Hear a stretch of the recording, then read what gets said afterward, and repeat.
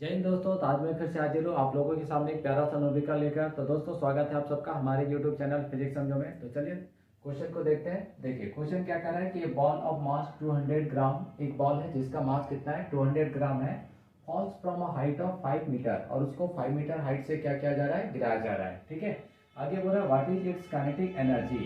तो उसका kinetic energy क्या होगा when it just reach the ground, जब वो बॉल जो है वो ग्राउंड को क्या करेगा, टच करेगा। तो टच करने से पहले उसका काइनेटिक एनर्जी कितना होगा। ठीक है, तो देखिए दोस्तों सबसे पहले जो भी गिवन क्वांटिटी है उसको हम लोग लिखते हैं। तो हमें बॉल का मास गिवन है कितना 200 ग्राम। तो सबसे पहले इसको एसआई में कन्वर्ट करेंगे, मतलब केजी में।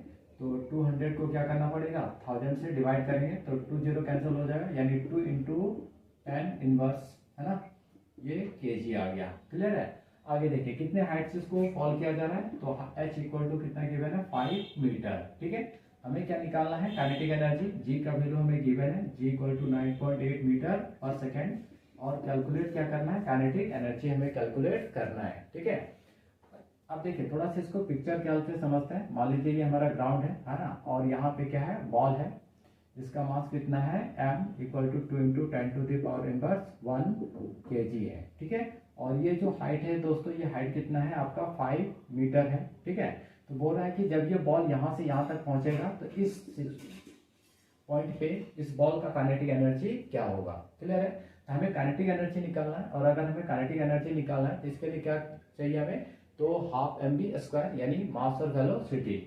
तो हमें मास तो गिवन है, बट इस क्वेश्चन में हमें वेलोसिटी गिवन नहीं है, तो हमको सबसे पहले क्या करना पड़ेगा, वेलोसिटी निकालना पड़ेगा। तभी जो है हम यहाँ इस पॉइंट पे जो है काइनेटिक एनर्जी कैलकुलेट कर पाएंगे। ठीक है, तो यहाँ पे हम काइनेटिक एनर्जी कैलकुलेट ना करके हम क्या करते हैं कि हम लोग यहाँ से यहाँ तक, यानी इस पॉइंट पे इस बॉल का जो पोटेंशियल एनर्जी है, वो पोटेंशियल एनर्जी हम लोग क्या करते हैं, कैलकुलेट कर लेते हैं। क्योंकि हमको पता है कि यहाँ पे जो पोटेंशियल एनर्जी है वो मैक्सिमम है, और जब बॉल जैसे जैसे बॉल ये नीचे की ओर बढ़ेगा तो इसका जो पोटेंशियल एनर्जी है धीरे धीरे डिक्रीज करेगा, और उसका काइनेटिक एनर्जी क्या होगा, बढ़ता चला जाएगा। ठीक है, और इस पॉइंट पे उसका जो पोटेंशियल एनर्जी है, पूरा का पूरा पोटेंशियल एनर्जी जो है वो काइनेटिक एनर्जी में क्या होगा, कन्वर्ट हो जाएगा। ठीक है, तो इसलिए हमारा टारगेट क्या है कि हम पोटेंशियल एनर्जी निकाल लें, और वो जो पोटेंशियल एनर्जी होगा वो किसके बराबर होगा, काइनेटिक एनर्जी के बराबर होगा। क्लियर है, तो हमें यहाँ पे वेलोसिटी कैलकुलेट करने की जरूरत नहीं पड़ेगा। क्लियर है, चलिए तो potential energy P equal to क्या हो जाएगा, mgh, है ना।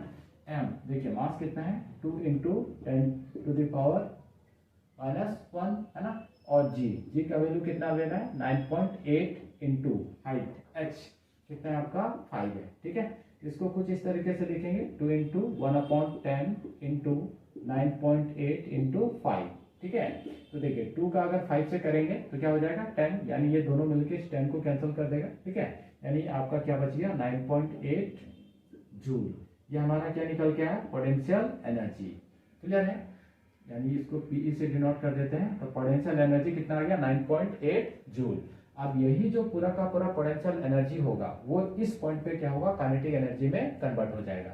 यानी दोस्तों पोटेंशियल एनर्जी जो है वो किसके बराबर हो जाएगा, काइनेटिक एनर्जी के बराबर। ठीक है, तो देयरफॉर हम लोग बोल सकते हैं काइनेटिक एनर्जी भी कितना होगा 9.8 जूल। कहाँ पे, तो when it just reach the ground. ठीक है, तो हम लोगों ने यहाँ पे वेलोसिटी ना निकाल के क्या निकाल लिया, पोटेंशियल एनर्जी, और उसी पोटेंशियल एनर्जी को हम लोग किसके बराबर दिखा दिए, काइनेटिक एनर्जी के बराबर। ठीक है, तो आई होप दोस्तों आप सबों को ये क्वेश्चन समझ में आया होगा। तो मिलते हैं अगले वीडियो में, है ना। तो थैंक यू, बाय बाय।